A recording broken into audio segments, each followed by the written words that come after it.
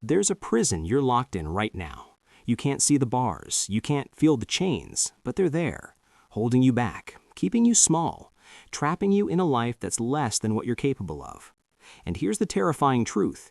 You built this prison yourself, brick by brick, thought by thought, and you hold the only key. This is the story of a woman who spent 32 years in a cage of her own making, until one simple lesson shattered everything she thought she knew about limitation, fear, and what's actually possible. Her name was Sarah, and if you're feeling stuck right now, in your career, your relationships, your life, pay close attention, because what she discovered in 24 hours will change how you see everything. The prison door has always been unlocked. You just didn't know you could walk through it. Until now. Sarah was 32 years old, sitting at a coffee shop staring at a business plan she'd written and rewritten 47 times over 3 years. 47 times. She wanted to start her graphic design studio. She had the skills, 10 years of experience working for other people's companies, making their visions come to life. She had clients already asking if she'd work independently. She even had savings to cover 6 months of expenses. But every time she got close to submitting the paperwork, something stopped her. What if I fail? What if I'm not good enough? What if I lose everything? What if people laugh at me? The questions multiplied like weeds in her mind, choking out every seed of courage before it could take root. So she stayed.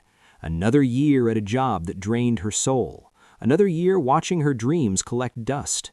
Another year safe, small, and suffocating. But here's what Sarah didn't realize. She wasn't being cautious. She wasn't being responsible. She was being imprisoned by something invisible but absolutely real. The cage her own mind had constructed. And she was the guard, the prisoner, and the architect all at once. That Tuesday afternoon in the coffee shop, everything changed. Not because of what happened to her, but because of who walked through the door. An elderly woman, probably in her 70s, sat down at the table next to Sarah. She was elegant, confident, with eyes that seemed to see more than they should. Sarah tried to focus on her business plan, but she could feel the woman watching her. Finally, the woman spoke. "You've been staring at that same page for 20 minutes. Either it's the most fascinating document ever written, or you're afraid of it." Sarah looked up, startled. "I'm sorry, what?" The woman smiled gently. "I used to do the same thing, stare at my dreams until they blurred into excuses. May I ask what's stopping you?" Sarah didn't know why, but she answered honestly.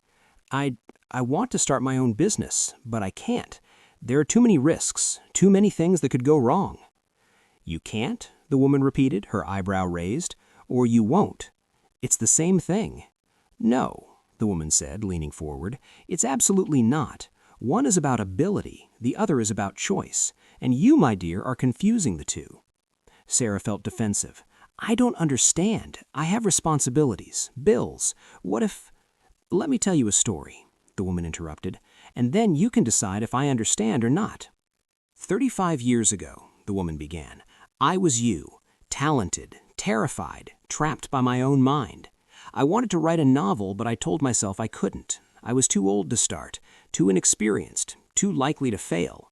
Then one day my daughter took me to a circus, and I saw something that changed my entire life. There was an elephant, massive, powerful, weighing several tons, and it was tied to a small wooden stake in the ground with a thin rope. This elephant could have snapped that rope like thread, could have walked away any time it wanted, but it didn't. I asked the trainer why, and he told me something I'll never forget. Sarah found herself leaning in, her business plan forgotten. He said, "When that elephant was a baby, we tied it to the same stake with the same rope. Back then, the elephant wasn't strong enough to break free. It pulled and struggled and failed over and over. Eventually, it stopped trying. Now, even though it's powerful enough to tear down this entire tent, its mind still believes the rope can hold it, so it never even tries. The elephant wasn't trapped by the rope. It was trapped by a belief formed when it was weak, a belief it never questioned even after it became strong." The woman paused, her eyes boring into Sarah's. "But what if I try and I fail? What if the rope really is stronger than I think?" The woman smiled sadly. "What if it's not? What if you've been powerful enough to break free for years, but you never tested whether the rope could actually hold you? Tell me, which is worse, trying and failing, or never trying and spending the rest of your life wondering what if. Then the woman did something unexpected. She reached across the table and closed Sarah's laptop. "I'm going to give you a challenge. For the next 24 hours, I want you to act as if the rope doesn't exist, as if every limitation you believe about yourself is just a story your mind is telling you, not a fact. Can you do that?" "I don't know."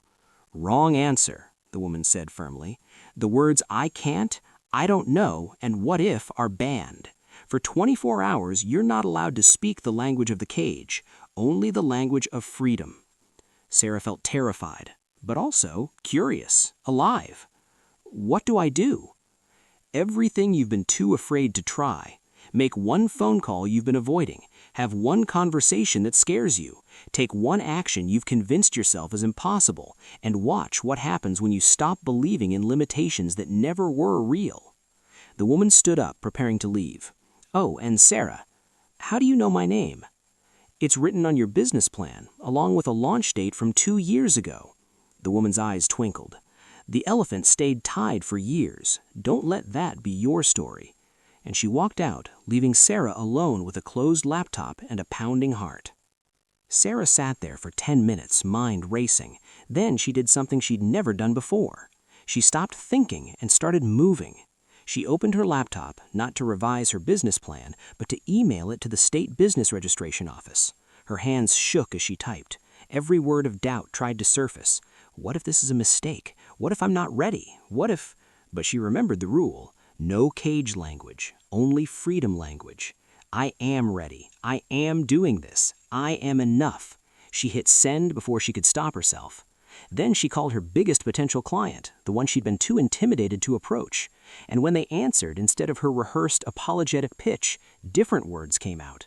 "Hi, I'm Sarah. I'm starting my own design studio, and I create work that transforms brands. I'd love to show you what I can do for yours." Confident, clear, free.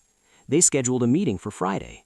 By hour 12, she had registered her business, landed her first official client meeting, posted her services on social media, something she'd been too afraid of judgment to do, and called her father, who she'd been avoiding, and told him she loved him. By hour 24, she realized something profound. The rope was never real. Every limitation she believed for years, not smart enough, not experienced enough, not brave enough, they were all just thoughts, stories, beliefs formed when she was younger, weaker, more afraid. But she wasn't that person anymore. She'd been powerful enough to break free for years. She just never questioned whether the rope could actually hold her. Until now. 6 months later, Sarah's studio was thriving. But that's not the important part of this story. The important part is this. She never saw that woman again. She tried to find her, asked around the coffee shop, searched everywhere. Some people think the woman was real. Others think she was something else, a messenger, a mirror, a moment of clarity wearing human form. But it doesn't matter, because the lesson was real. And it's the same lesson I'm giving you right now. You are the elephant. You've been tied to beliefs that were formed when you were weaker, younger, more afraid. Beliefs like, I'm not talented enough, I'm too old to start, I don't have what it takes, it's too late for me, people like me don't succeed. And you've carried these beliefs into a version of yourself that's powerful beyond measure, strong enough to break free, capable of extraordinary things. But you never test the rope. You never question whether those old limitations still apply. You just stay trapped. Here's the truth that sets you free. The cage is made of thoughts, not bars, and thoughts can be changed in an instant. Right now, listening to this, you have everything you need to break free. The rope is thin. The stake is weak. The only thing keeping you trapped is the belief you can't escape. So I'm going to give you the same challenge that woman gave Sarah. For the next 24 hours, act as if the rope doesn't exist, as if every limitation you believe about yourself is just a story your mind is telling you, not a fact. Ban the words I can't, what if, and I'm not enough from your vocabulary. Take one action you've been afraid to take. Make one move towards the life you actually want. And watch what happens when you stop believing in limitations that never were real. Your mind has been trapping you, but here's the beautiful secret. Your mind can also free you. The elephant can walk away any time. The door was always unlocked. The rope was always breakable. You just had to believe it. And now you do. So what are you waiting for? Break free.